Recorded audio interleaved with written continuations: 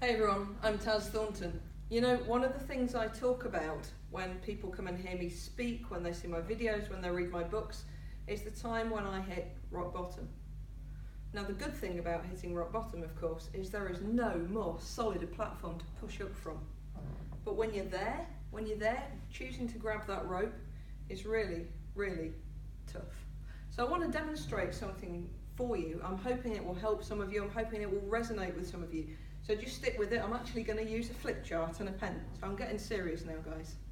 So when I hit rock bottom after my 8 weeks of hell, which for some of you who follow me, you'll know the story, but it included things like my dad's death, loads of debt coming up out of nowhere I didn't know about, my partner being diagnosed with something pretty nasty and then being made redundant, my uncle dying, loads of stuff hit at the same time. And I went from being the one with the big shoulders that everybody could pile stuff on top of, to the one who was just crushed under the weight of it.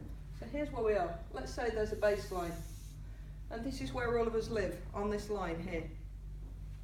So here I am. Normal Taz. Artistry, not always my thing. Let's give me some hair so it looks more like me. That's where we live every day, on our baseline. But for most of us, there's going to be other versions of us in other realities. Now some of you will also know that I spent a long time working with shamans, working with medicine people, as well as looking at all those left brain therapies, coaching, hypnosis, NLP, and yes, even hitting the antidepressants. But this is the one visual I had that really helped me through. So when I was at rock bottom, it was as if I had split into two people. So there was just the me bimbling along through life, and then there was the me down here, rock bottom nasty stuff. So let's have head, there I am. Arms around my knees. There's the Taz that's at rock bottom, the Taz who is not enjoying life at all. And then there's the Taz up here. The Taz up here, who wants to be happy, wants to fly. The Taz who's enjoying the sunshine. And this one, just ordinary. Now the trouble is, and I learned this through working with a shaman who'd spent years travelling around the Americas and learning from their indigenous people, is these two elements of myself, the one that said yes to life, the one that enjoyed everything, the one that was full of vim and vigour and excitement, and the unhappy Taz, the sad Taz that really just wanted to die. Those two were refusing to share this body at the same time. So I was either really rock bottom, or I was flying.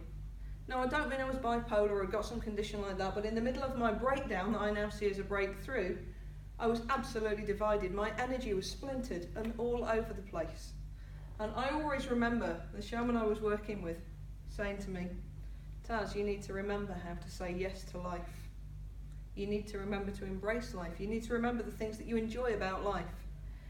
And he was saying, you know, what are the things that excite you when you really get a bit of excitement, when you get an adrenaline boost? What are the things that create that for you? And I was thinking, well, when I did my skydive, roller coasters, getting out in nature, all of that stuff, that gives me the adrenaline boost and the va-va-voom to enjoy life again.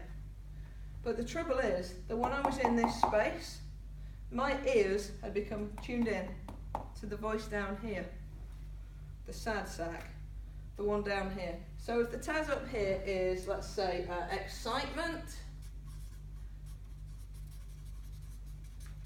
joy, happiness, hope, aspirations,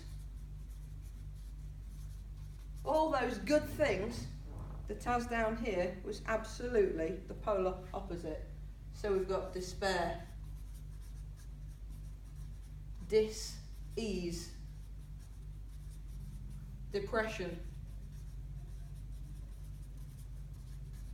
suicidal thoughts. What else have I got going on? Absolute hopelessness. So the Taz at the top, Taz there was wanting to pull me up all the time, saying, come on, there's so much stuff you can do. Yes, you've been through crappy times. Yes, you've been through tough stuff. But you know what? They're all giving you extra tools in your kit bag. You can use all that stuff to go and help other people. You can use all that stuff to rebuild. But the Taz down here was saying, what's the point? Just stay under your duvet. Just crash. Don't bother having a shower in the morning. Don't put your makeup on. Don't do your hair. Just sink. Because in all this awful, horrible, grey matter stuff down here, I don't mean like brains, I mean like grey, sludgy, dismal, always raining kind of day. This place was safe. This place became my comfort zone. The place up here, well, that was just going to hurt my arms waiting which to reach for. And it took a lot of work. It took a lot of work for me to realise that this place, it did not make me feel good. I had to start tuning my ears. Let's give me a big pair of ears. I had to start tuning my ears so that we didn't listen to all the stuff from down there, and to make great big megaphones to listen to the joyful aspect of me, the aspect of me that wanted to live, that wanted to embrace life. And in order to do that, in order to tune this one out, I needed to make some changes here. I needed to look at the things that triggered that aspect of me. I needed to look at the areas of life where it just wasn't filling me up. So I did lots of prayer. I had lots of gratitude. My shaman I was working with told me every morning when I woke up I had to name 5 things that I appreciated, that I was grateful for in life every day. And you know, when you're in that rock bottom place, that can be really, really tough. But we can all find something. So I'd start small with things like, I'm grateful that I have 2 legs. I'm grateful that I'm able to breathe. I'm grateful that the sun rises every morning. I'm grateful for my supportive partner. I'm grateful for my furry family, my fur babies, my dogs and my cats. And the next day I'd stretch myself a little bit further. I'm grateful that I'm able to get out of bed. I'm grateful that I have food on the table. I'm grateful that I'm able to think of things that I'm grateful for. And I pushed myself a little bit further each and every day. And that started to retrain my brain to have more gratitude. It started to help me to listen to the joyful aspect of Taz. That started to become louder and clearer than the Taz that just wanted to sink. You can do it, but it takes perseverance. It takes absolute determination. And it takes doing a few of those things that remind you why you love life. So for me, that was getting out on nature in my bike. It was getting to an amusement park and getting on some roller coasters. It was hugging people I loved. All those things, until eventually I started to listen to the voice up there more than the voice down there. And I would challenge you all to do that, because you know what? You don't have to spend life in the doldrums. You really don't. This aspect of me, it's always there. I'm never going to get rid of her completely. She's part of me.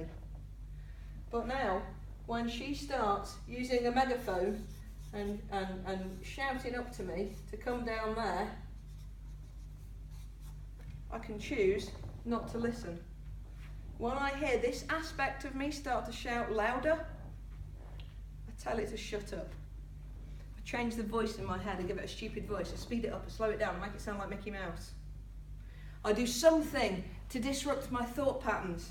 Say something crazy like, I'm really happy because today I don't have cheese under my fingernails. Anything crazy, just to disrupt and break that thought pattern. And then I go back to all the things up here. I remember the things that make me happy. And that means that most of the time, this is the one with the loud hailer. And this is the one I actively want to listen to. And this is the one that makes me happy. And this is the one that I tune into every day. This is the one that makes me do work like this. This is the one that makes me do the videos. This is the one that makes me talk to you to show you that there is hope and you do not have to give up. And you do not have to hit that breakdown phase as I did. But if you're there, if you're down in that dark and dingy place, rock bottom, that's a solid place to jump up from. You just need to choose to push.